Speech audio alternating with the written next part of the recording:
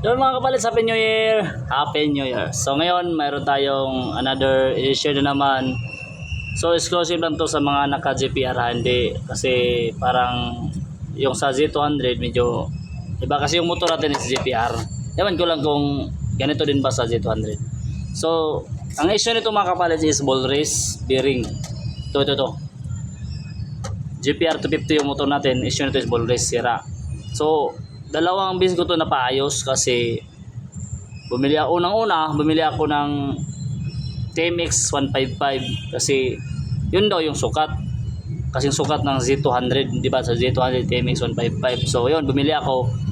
Ngayon, pagkatapos, nagtaka ako bakit maayos na magkakabit na mekaniko, lumalagotok pa rin. Kumbaga yung nabila gumaganon ba? Pag lalo na mag-namrino ka. So, pinahigpitan ko, kahit mahigpit na, ganun pa rin siya. So, naisip ko, baka mali, baka backjob. So, pumunta ako dun sa mekaniko ko talaga na siya yung nag-aayos dito sa GPR ko. Pagpunta ko sa kanya, binaklas niya. Sabi niya, bumili ako din ulit ng TMX 155 na ball race. Ball race yung ginamit ko, TMX 155. Ngayon mga kapalits, sabi ng mekaniko, pagkabit, hindi pwede. Tama yung sukat pang ila kasi yung ball race, di ba, dalawa, upper at saka lower. Upper at saka lower ng knuckle bearing or ball race bearing. Yung pang lower, yung pang ilalim, kasya yun. The problem is, ito yung pang ibabaw. Malaki kasi maluwag. So, kahit gaano kahigpit, gumaganon yung, awag doon kay post na siguro yun. Gumaganon. So, hindi kasya yung pang ibabaw. So, sabi na mekaniko, gawa na lang ng diskarte kasi nang hanap-hanap ako, wala talagang kapariha.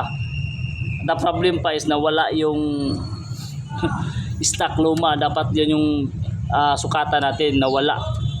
So ngayon, legit siguro. Legit na legit. Order tayo ng Shopee, 400 plus pang GPR 250 talaga swak. So hindi kasya yung TMX dito mga kapalits. Sa mga naka-GPR dyan, hindi kasya yung TMX 155 na knuckle bearing, all ball race bearing, hindi kasya. Iwan ko lang siguro, depende sa diskarte pa sa akin, hindi kasya. Ito ngayon, diniskartihan na lang. So, sabi namin ko, magtagal pa naman yan. Dapat maka-order ako ng pang GPR Shopee. Kasi walang mabili dito. Ito lang. Hindi kasya yung TMX kahit gaano kahigpit, tama naman yung sabi ng mekaniko, hindi backjob, tama yung pagkalagay. Ang problema lang talaga yung sa ibabaw, yung bandang dito malaki. Yung sa ilalim okay, pasok siya, pero ito sa ibabaw yung problema. So yun lang mga kabalits, hindi kasya yung TMX 155 sa GPR na full race bearing. Wala. Hindi legit. Hindi plug and play.